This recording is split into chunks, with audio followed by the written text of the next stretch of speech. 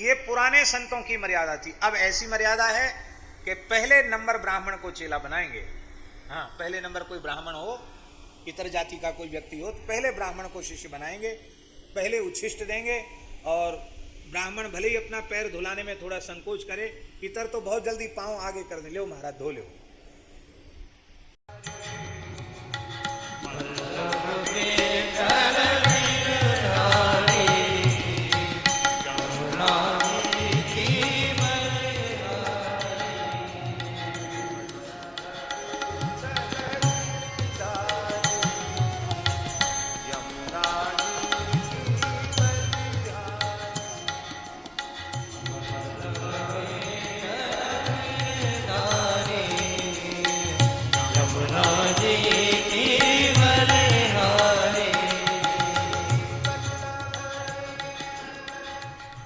इसी प्रकार से शैव वैष्णव के संबंध में भी पुराणों में आया है। जो भगवान शिव का उपासक है पर विष्णु का निंदक है, वो कभी मोक्ष को प्राप्त नहीं करेगा, वो संस्कृति के चक्र में भटकता रहेगा, उसको नरक जाना पड़ेगा।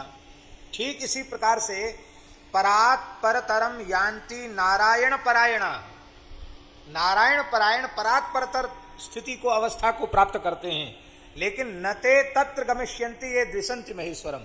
जो शिवजी से द्वेष करते हैं वे उस अवस्था को कभी प्राप्त कर नहीं सकते हैं। इसलिए भैया शैव वैष्णव विद्रोह की खाई भी तुलसीदास जी ने पाट दी, और किसी काल में वैष्णव और संत ब्राह्मण इनकी भी परस्पर खाई बन गई थी, उसको भी पाटने का काम गोस्वामी तुलसीदास जी महाराज ने किया। पुराने संत ब्राह्मणों के प्रति कितना भाव रखते थे, इसकी एक छोटी सी झलक हम आपके सामने प्रस्तुत करना चाह रहे हैं। हमारे पूज्य सदगुरुदेव श्री पहाड़ी बाबा जी महाराज, जिनसे हमें विरक्त वेश प्राप्त हुआ, उनके दादा गुरु लगते थे संबंध में, रुदायन गांव में विराजते थे परम पूज्य श्री रामदास जी महाराज, माने महाराज जी के गुरुदेव श्री स्वामी लक्ष्मणदास जी महाराज उनके काका गुरु थे। मूल पुरुष पहाड़ी बाबा के गुरु भाई थे वो श्री रामदास जी महाराज। राज परिवार का जन्म था उनका, क्षत्रिय परिवार में भी राज परिवार का जन्म था उनका, रामदास जी महाराज का। और महाराज जी, हमने तो दर्शन किया नहीं, बहुत पुरानी बात है, 80-90 साल पहले वो भगवत धाम चले गए होंगे। तो महाराज जी बताते थे कि उनका स्वरूप ऐसा था कि जैसे लगता था कि 7 फीट के हों, बड़ा विशाल स्वरूप था, और लगभग 125 वर्ष की आयु में उन्होंने अपना देह त्याग किया। और महाराज जी कहते थे कि हमने ऐसा सिद्ध महात्मा अपने जीवन में नहीं देखा, ऐसे सिद्ध पुरुष थे, भूत भविष्य वर्तमान सब हस्तामलकवत उनके पास, लोक लोकांतर की घटना बिल्कुल प्रत्यक्ष आंखों से देखने वाले ऐसे महापुरुष। और जीवन का अधिक से अधिक समय रुदायन गांव में उनका बीता, श्री रामदास जी महाराज का। पर वो गांव ब्राह्मणों का, भैया जी पूरे जीवन में एक भी ब्राह्मण को उन्होंने दीक्षा नहीं दी, जबकि ब्राह्मण उनको गुरु नहीं साक्षात भगवान के जैसा मानते थे। कहते थे भैया हमारा शरीर क्षत्रिय कुल का है, हम किसी ब्राह्मण को दीक्षा देंगे तो हमारा पतन हो जाएगा, हमारे राम जी हमसे नाराज हो जाएंगे। हैं भैया, ब्राह्मण आते तो कहते दंडोत मत करना, सीताराम बोल दो, राधे श्याम बोल दो, बाबा राधे श्याम बोल दो, हो गया, सिर मत झुकाना। महाराज जी संबंध में उनके नाती चेला लगते थे और महान योगी महान सिद्ध पुरुष थे। और महाराज जी कहते जब हम यहाँ से खाक चौक से जाते तो दूर से देखते, ए पुजारी दंडोत मत कर लेना, मेरे भजन का नाश हो जाएगा, तुम्हारा शरीर ब्राह्मण कुल का है, मेरा शरीर क्षत्रिय कुल में उत्पन्न हुआ है, क्षत्रिय कितना भी बड़ा हो जाए वो ब्राह्मण के द्वारा प्रणम्य नहीं हो सकता है, तुम प्रणाम मत कर लेना। महाराज जी कहते थे हमारी इतनी श्रद्धा थी कि हम स्थान में घुसने के पहले ही दूर से ही लौट कर साष्टांग प्रणाम करके तब स्थान में घुसते थे, जीते जी उनको हमने साष्टांग प्रणाम नहीं कर पाए। ये पुराने संतों की मर्यादा थी। अब ऐसी मर्यादा है कि पहले नंबर ब्राह्मण को चेला बनाएंगे। हाँ, पहले नंबर कोई ब्राह्मण हो, इतर जाति का कोई व्यक्ति हो, तो पहले ब्राह्मण को शिष्य बनाएंगे, पहले उच्छिष्ट देंगे, और ब्राह्मण भले ही अपना पैर धुलाने में थोड़ा संकोच करे, इतर तो बहुत जल्दी पांव आगे कर दे, लो महाराज धो लो।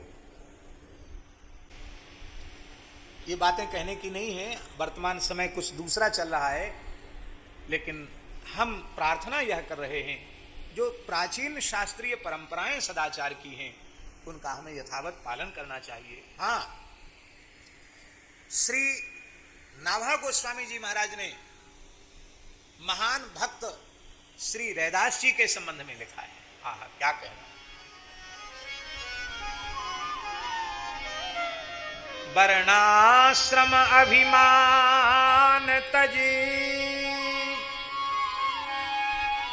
वर्णाश्रम अभिमान तजी, पदरज बंदहि जासुकी,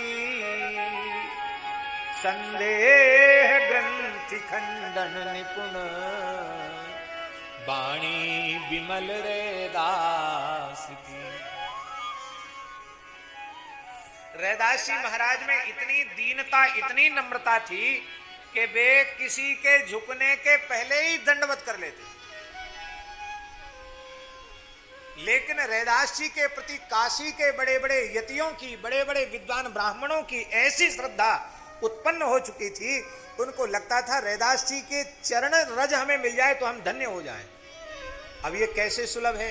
तो रैदास जी जब गंगा स्नान के लिए भगवान नाम कीर्तन करते हुए जाते, उनके नेत्रों से अविरल अश्रुधारा बहती जाती, और उस समय श्री रैदास जी के पद चिन्ह जहां पड़े हैं, उस रज को काशी के बड़े बड़े यति, काशी के बड़े बड़े विद्वान उस रज को अपनी मस्तक पर लगाकर कहते कि आज वह वाक्य चरितार्थ हो रहा है।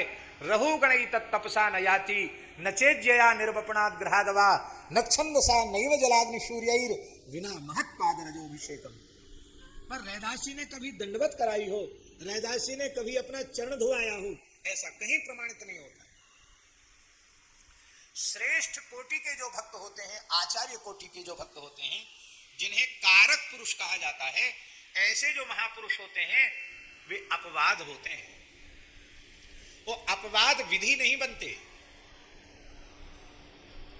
व्याकरण की एक परिभाषा है, पर नित्यंतरंगापवादानाम उत्तरोत्तरम बलीयः।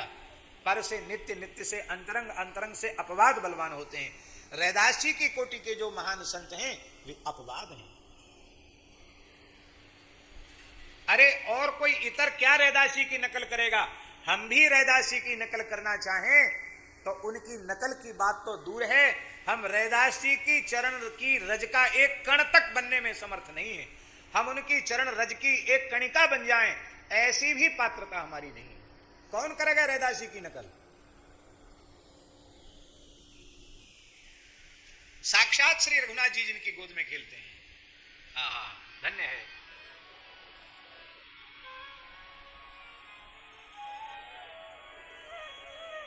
इसलिए ब्राह्मणों के चरणों में प्रणाम किया है और फिर संतों के चरणों में प्रणाम किया है।